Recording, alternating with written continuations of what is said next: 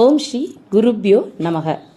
Survey பவந்து சுகினக survey சந்து Niramaya survey பத்ராணி பஷ்யந்து மா கஷ்சித் துக்கபாத் பவேத்.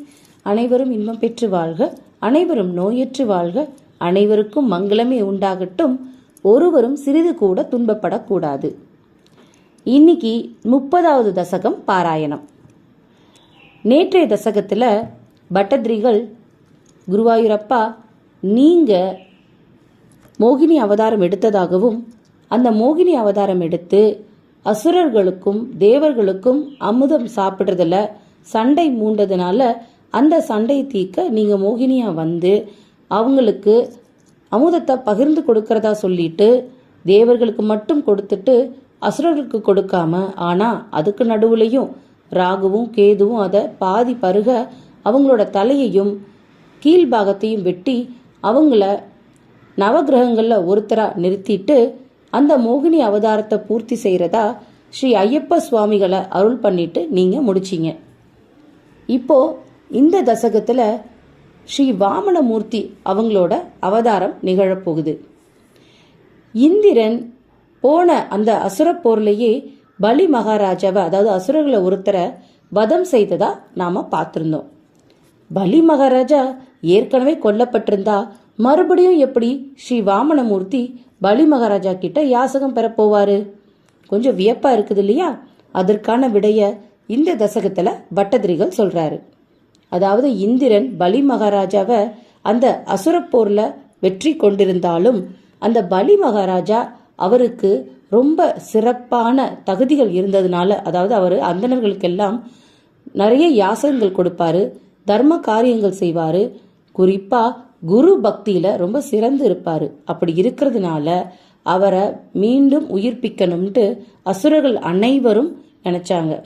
இப்படி நினைச்சிட்டு இருக்கும்போது நாரத முனிகள் வந்து அந்த அசுரர்கள் கிட்ட, நீங்க சுக்கராச்சாரியர் கிட்ட போங்க, அவர் அஸ்தகிரி மலையில தவம் செஞ்சுக்கிட்டு இருக்காரு, அவருக்கு சஞ்சீவனி அப்படிங்கிற ஒரு மந்திரம் தெரியும், அந்த மந்திரத்தினால உங்க பலி மகாராஜாவை மறுபடியும் உயிர் பெற செய்வாரு அப்படின்னு சொன்னாரு.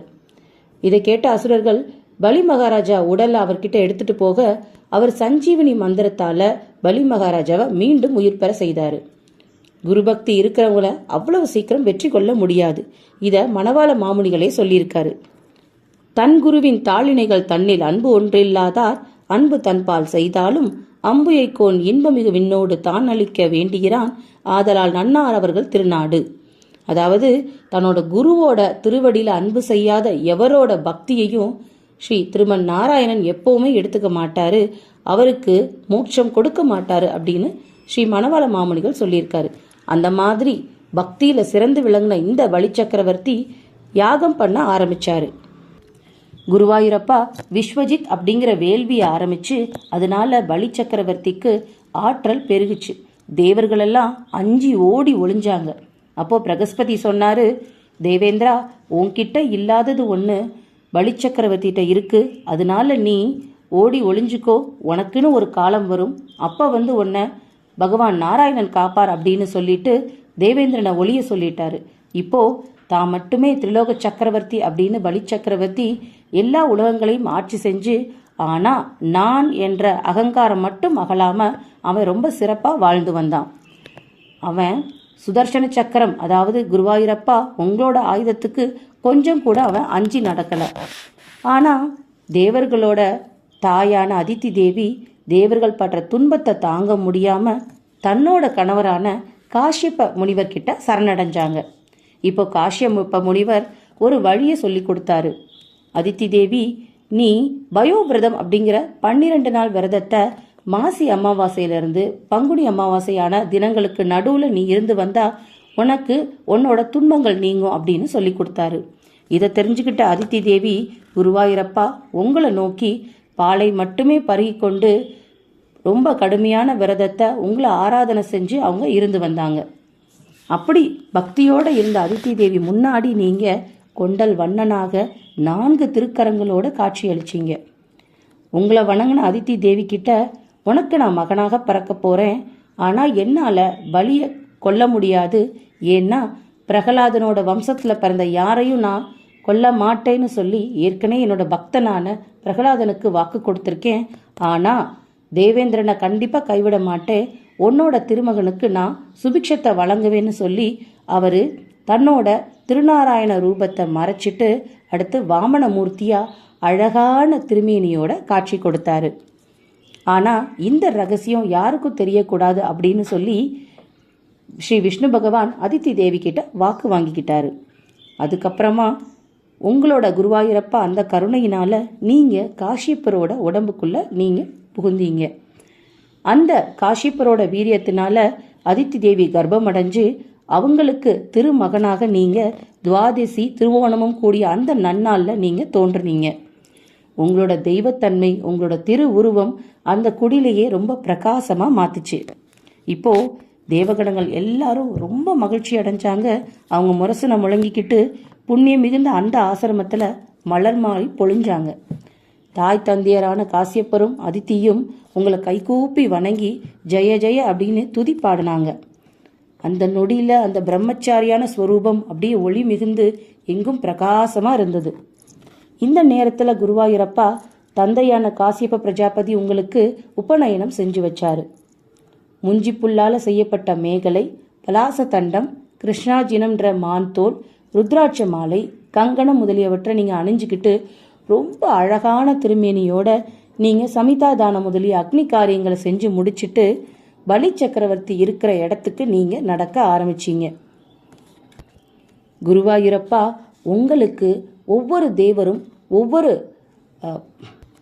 பொருளை உங்களுக்கு பரிசா கொடுத்தாங்க. பிரம்மதேவர் முக்கியமான கமண்டலத்தை கொடுத்தாரு. ரிஷிகளோ தர்பைகளை கொடுத்தாங்க. சரஸ்வதி தேவியோ உங்களுக்கு ருத்ராட்சத்தை கொடுத்தாங்க. இப்படி ஒவ்வொருத்தரும் பரிசளிக்க உங்களுக்கு திருமார்பில் மகாலட்சுமி தேவி அகலகில்லேன் இறையும் என்று உங்களை அகலாமல் இருந்தாங்க. இப்போ நீங்கள் மகாலட்சுமி தேவியை பார்த்து, மகாலட்சுமி தாயே, நீ என்னோட திருமார்பில் இருந்தேன்னா பலி சக்கரவர்த்திக்கு நீ காட்சி கொடுப்ப, அவனோட செல்வத்தை என்னால் அபகரிக்க முடியாது, அதனால நீ உன்னை மறைச்சிக்கோ அப்படின்னு வேண்டுனீங்க.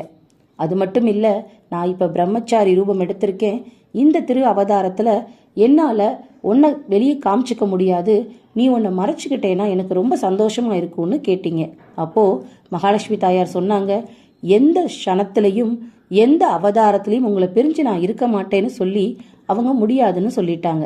அப்போது நீங்கள் மான்தோல் அப்படின்னு ஒரு புது விஷயத்தால், அப்போ தான் பிரம்மச்சாரிகளுக்கு மான்தோல் அப்படிங்கிற விஷயமே புதுசாக உருவாக்கப்பட்டது. அந்த விஷயத்தால் நீங்கள் மகாலட்சுமி தாயாரை மறைச்சிட்டு பிரம்மச்சாரி ரூபம் எடுத்து நீங்கள் பலி சக்கரவர்த்தி அஸ்வமேத யாகம் நடத்துகிற இடத்துக்கு நடக்க ஆரம்பிச்சிங்க. பின்னாடி நடக்க இருக்கும் அந்த விஸ்வரூபத்திற்கு நீங்கள் பூமி தேவியை தயார்படுத்துகிற மாதிரி மெதுவாக உங்கள் திருமேனியை இப்படியும் அப்படியும் அசைச்சிக்கிட்டு நீங்கள் நடக்க ஆரம்பிச்சிங்க. பகைவர்களோட கொடுமையான இந்த சூடு தாங்க முடியாமல் இருந்த இந்த பூமாதேவியை மறைக்க உங்கள் கொடை எடுத்து நீங்கள் நடக்க ஆரம்பிச்சிங்க. அசுரர்களை தண்டிப்பதற்கு அடையாளமாக பலாச தண்டத்தை கையில் ஏந்திக்கிட்டு பலியோட அசுமேத யாகசாலைக்கு நீங்கள் நடந்தீங்க. இப்போது நர்மத நதியோட வடகரையில் இருந்த அசுமேத யாகசாலைக்கு நீங்கள் போன போது அங்கே உங்களோட பேரொளி, அதாவது பிரகாசத்தை பார்த்து சுக்கராச்சாரியோட கண்கள்லாம் கூசிச்சான். அப்போ எல்லாரும் நினச்சாங்கன்னா, இவர் என்ன சூரிய தேவரா, இல்லை அக்னி பகவானா, இல்லை யோகியான சனத்குமாரரா, இவர் யாராகத்தான் இருப்பார் அப்படின்னு ரொம்ப ஆச்சரியமாக பார்த்தாங்களாம். உங்களோட பேரொளி அந்த சுக்கராச்சாரியோட கண்ணெல்லாம் அப்படியே பாதிச்சு எல்லாரும் வேகமாக யாருன்னு தெரிஞ்சுக்கிறதுக்கு உங்களை நோக்கி வேகமாக நடந்து வந்தாங்களாம். அப்போது உங்களை வரவேற்க அசுர குல மன்னனான மகாபலியும் பக்தியால் அப்படியே மெய் சிலிர்த்து போய் அவன் உங்களோட திருவடியை சரணம் அடைஞ்சான். இப்போது சுக்கராச்சாரியார், பலி சக்கரவர்த்தி, அதோட இன்னும் நிறைய அங்கே இருக்க எல்லாருமே உங்களோட திருவடியை வருடி உங்களோட திருவடிக்கு ஸ்ரீபாத தீர்த்தம் பூஜை பண்ணி அவங்க தலையில் தெளிச்சுக்கிட்டாங்களாம். நீங்கள் அசுரனாக இருந்தும் பலி சக்கரவர்த்திக்கு உங்களோட ஸ்ரீபாத தீர்த்தத்தை நீங்கள் கொடுத்தீங்க. அப்படி அவனுக்கு கிடைச்சிருக்குன்னா அவன் என்ன பாக்கியம் பண்ணானோ? அவன் பிரகலாத வம்சத்தில் வந்ததுனாலயா, இல்லை நிறைய வேள்விகள் செஞ்சதுனாலயா, இல்லை அந்தணர்களிடத்துல ரொம்ப பக்தி கொண்டதுனாலயா? எதுவுமே தெரியல. குருவாயூரப்பா, நீ இந்த மாதிரி என்னையும் காத்துடலணும் அப்படின்னு சொல்லி இந்த தசகத்தை முடிக்கிறாரு பட்டத்திரிகள்.